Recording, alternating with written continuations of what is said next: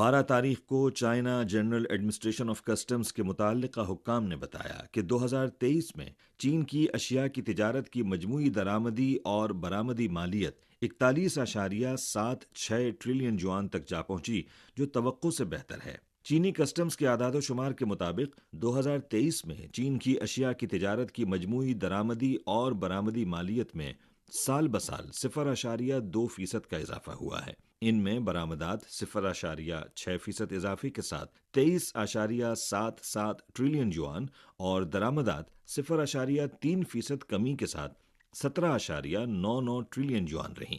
2023 میں belt and road سے وابستہ ممالک کو چین کی درآمدات اور برآمدات 2.8% اضافے کے ساتھ 19.47 ٹریلین یوان رہیں، جو مجموعی درآمدی اور برآمدی حجم کا 46.6% ہے۔ لاطینی امریکہ اور افریقہ کو چین کی درآمدات